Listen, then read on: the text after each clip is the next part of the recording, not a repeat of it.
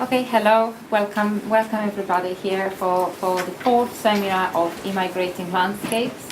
Well, thank you very much, Ulla, for inviting me. I love these kind of things, and I love talking about identity.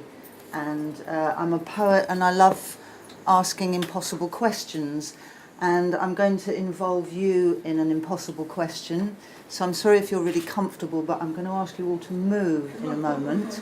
And I'm going to ask you to wander around, because I believe that whether you're poets, artists, whoever you are, I bet you're all cartographers, really, and you're all making maps of your own world, even as we speak. Because the question I'm asking you is, where do you belong? This is my impossible question to you. Some of you might find that really easy to answer. Some of you may spend the next 10 years trying to answer it. I don't know. And there'll be various pieces of paper that might be a clue to where you belong. I'd like you to walk around, read the pieces of paper, and go and stand on one or near one. If you can't and you need to walk backwards and forwards, that's also fine. And on your journey of discovery, I'd like you to talk to at least 3 other people, preferably people you don't already know, and be nosy, find out where they belong, or if they don't belong, or, you know. So I'm going to ask you all to stand up and wander about the room.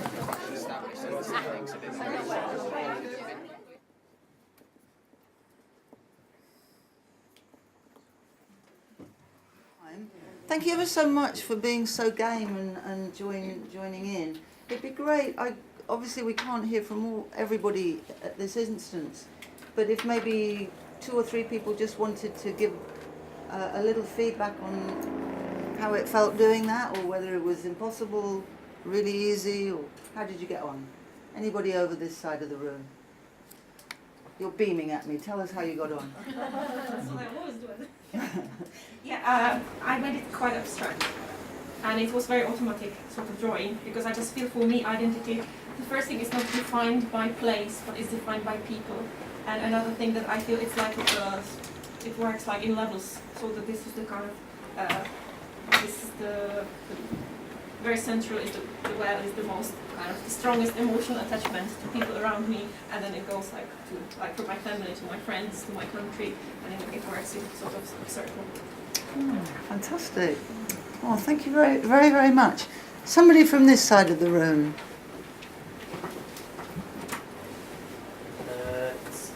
So I've just said that, so I'm studying in London now, so I feel like I belong here now, but I'm not sure I'm connected enough to know that I'll stay next year.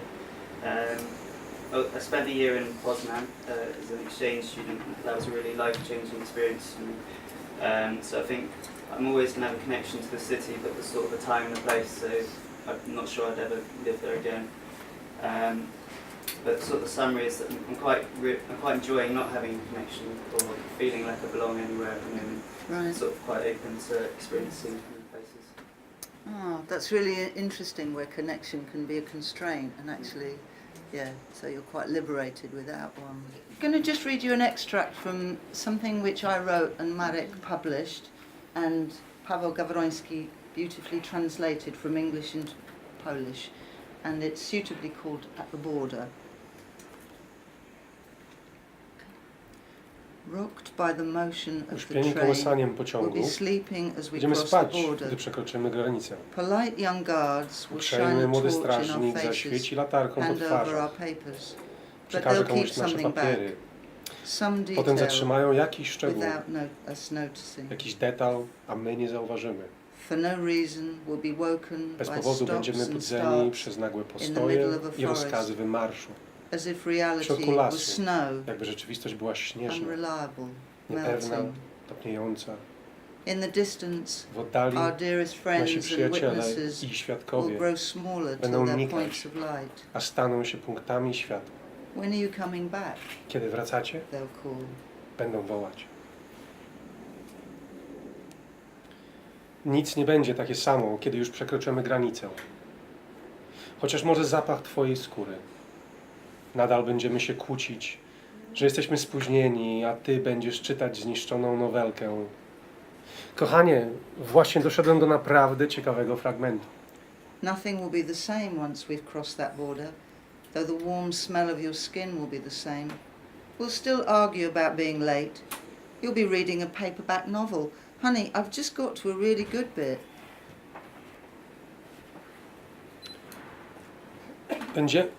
Brzozy będą rosnąć po obu stronach torów, a wśród nich może przebiegnie jeleń.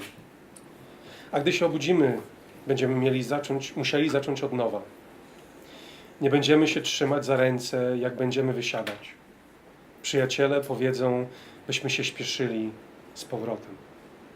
Birches will grow on either sides of the track, and if we're lucky, we might catch a glimpse of a deer. But when we wake, we'll have to start again. Stepping off the train, we won't hold hands. Friends on either side will say, hurry back. Nic nie będzie takie samo, gdy przekroczymy granicę. Chociaż może zapach twojej skóry. Będziemy się kłócić, że jesteśmy spóźnieni. Będziesz czytać zniszczoną nowelkę.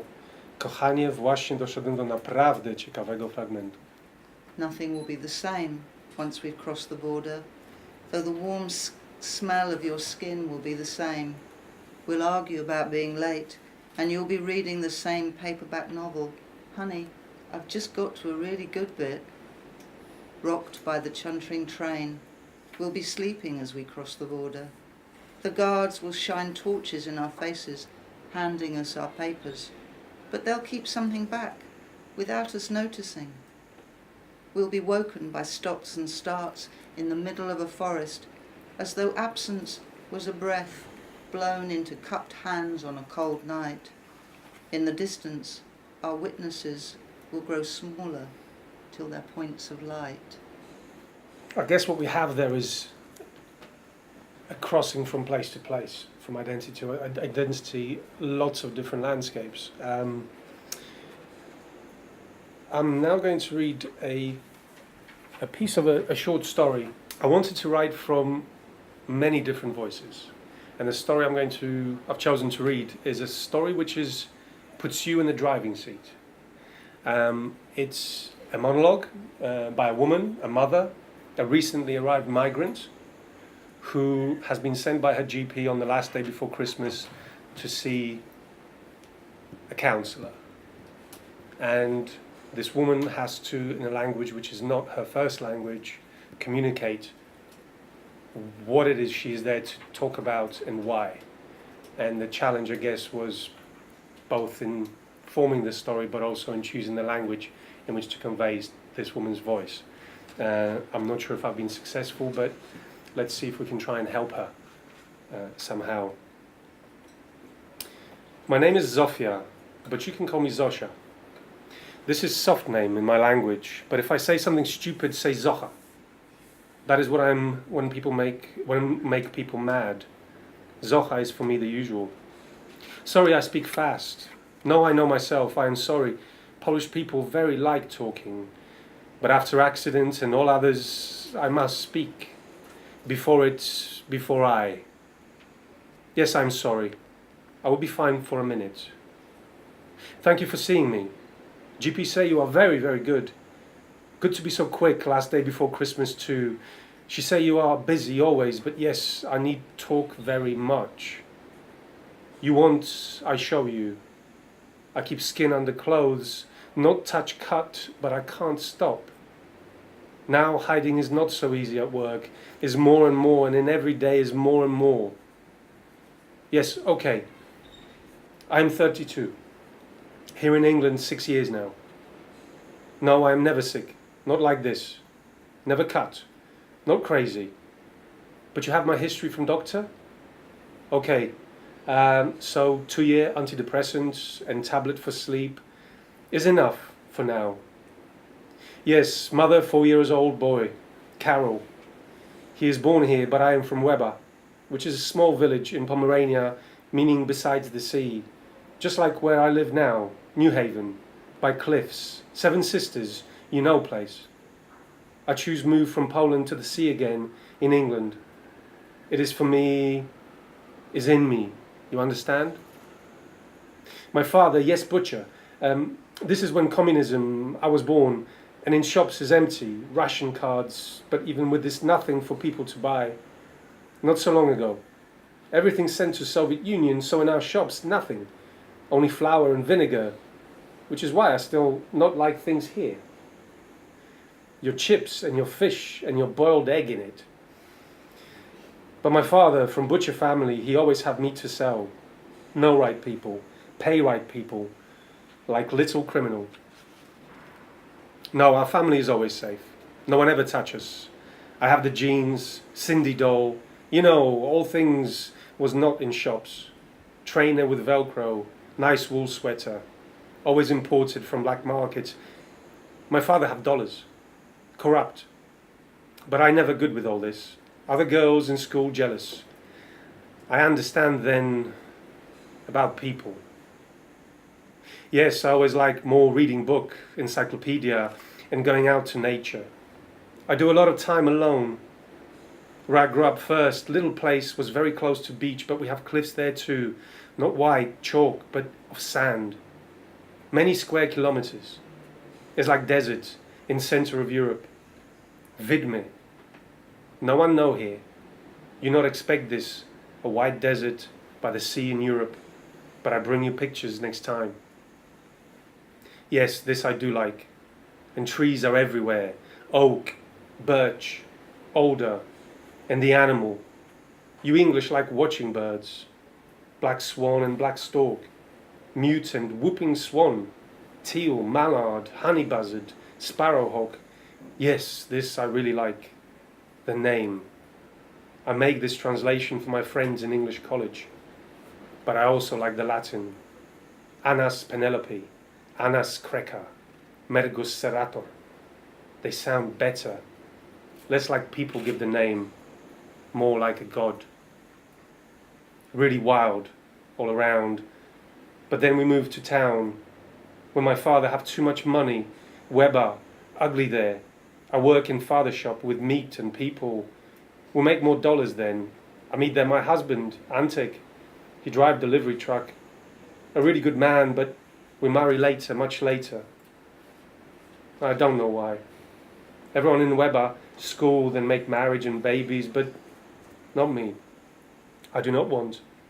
Maybe not yet. Antek not happy, but he accepts. I think. He is like little boy to look at.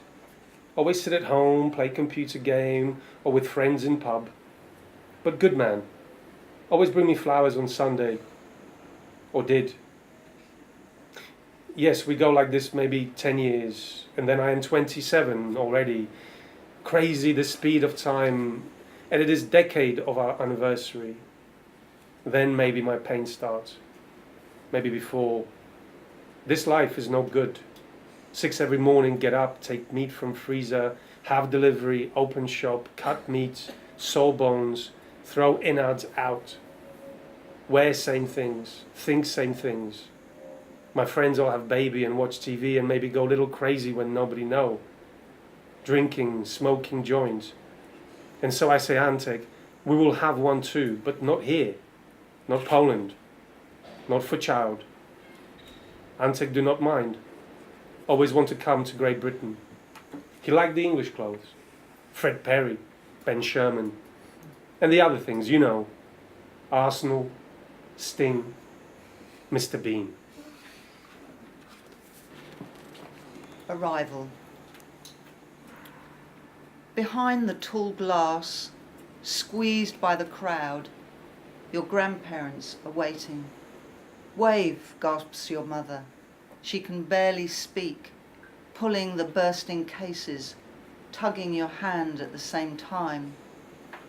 The floor is shiny as ice on a lake.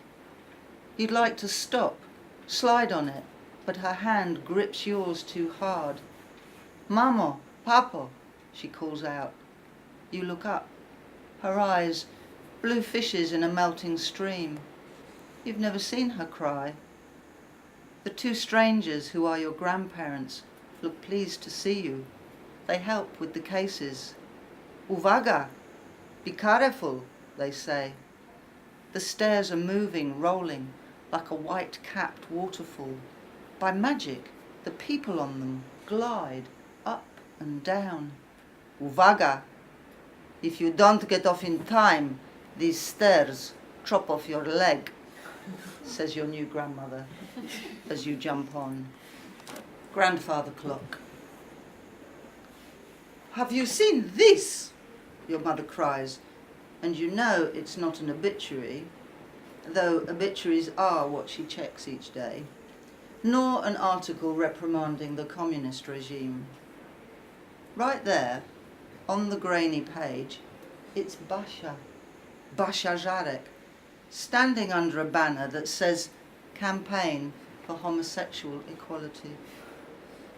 How did the Polish and Soldiers Daily get a photograph like that?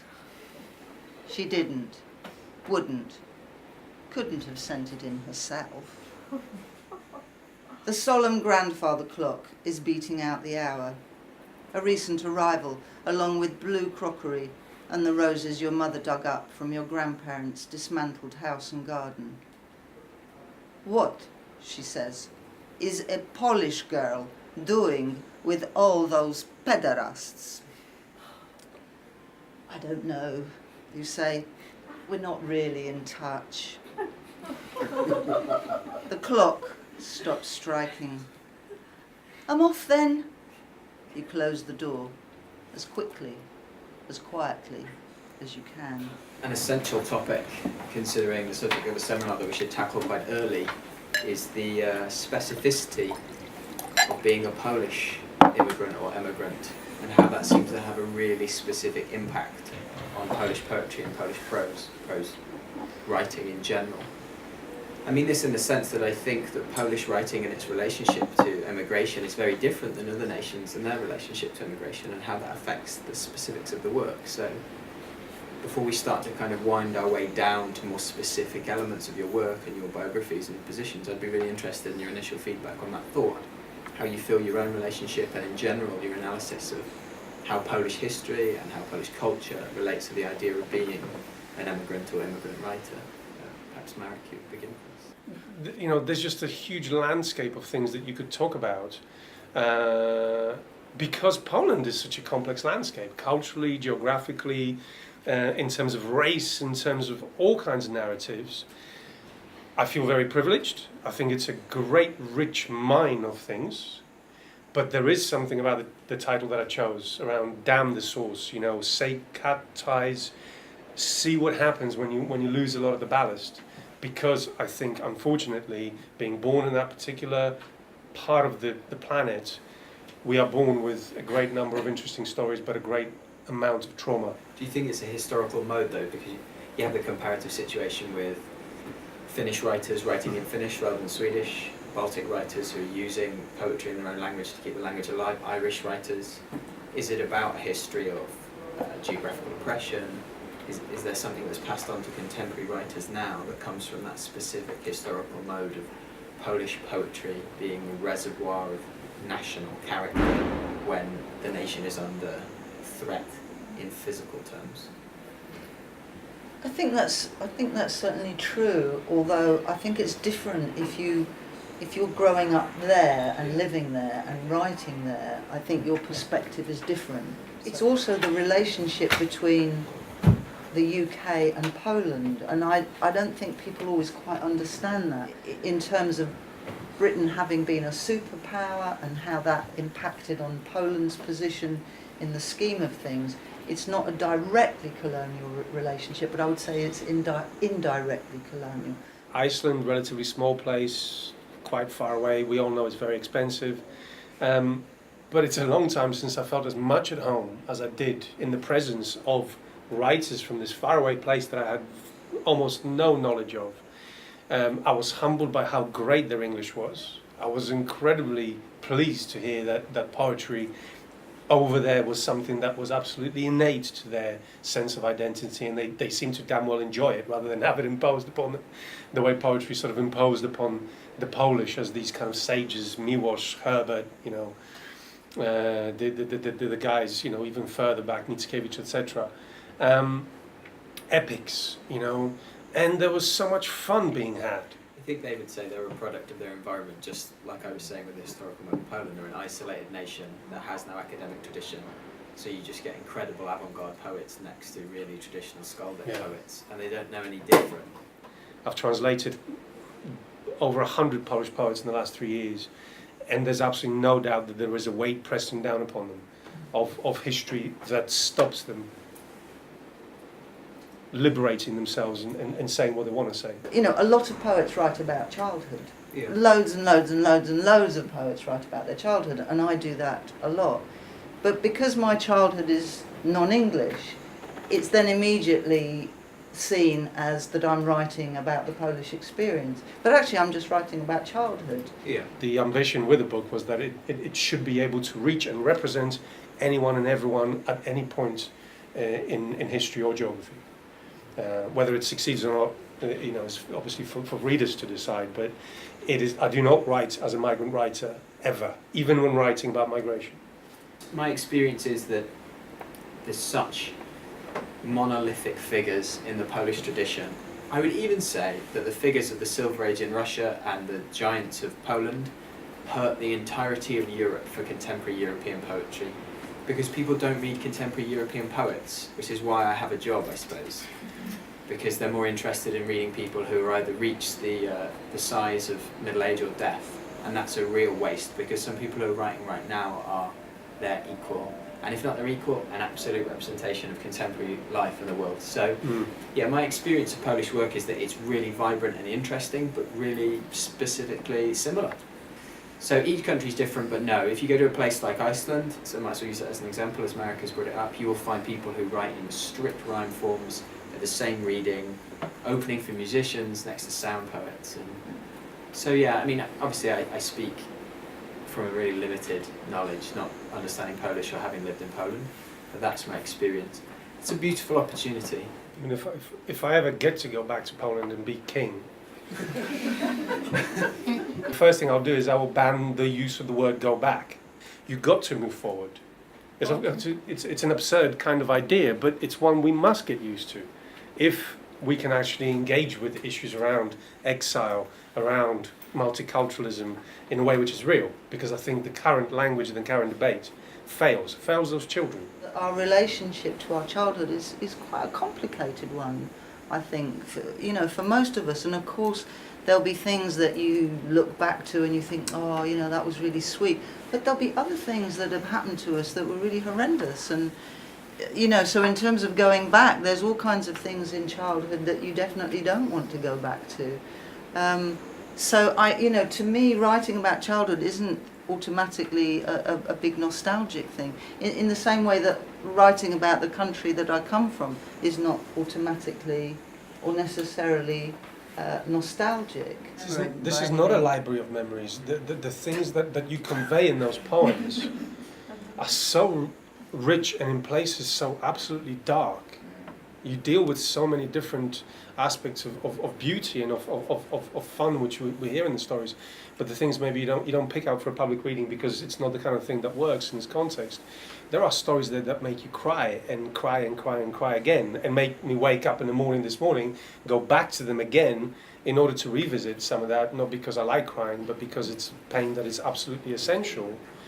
Then maybe it's not a library, it's a zoo, it's a universe of memories. It's something not passive, it's not something which contains things that are neutralized by being put in between the pages of a family album or a memoir. The things in that book are so alive that I just can't see them as a library. Memories don't have to be soppy, a lot of us have got some horrible memories, but we might want to hang on to them because they are part of our story, aren't they? But how did it come up? I'll tell you about his title. What's wrong with his title?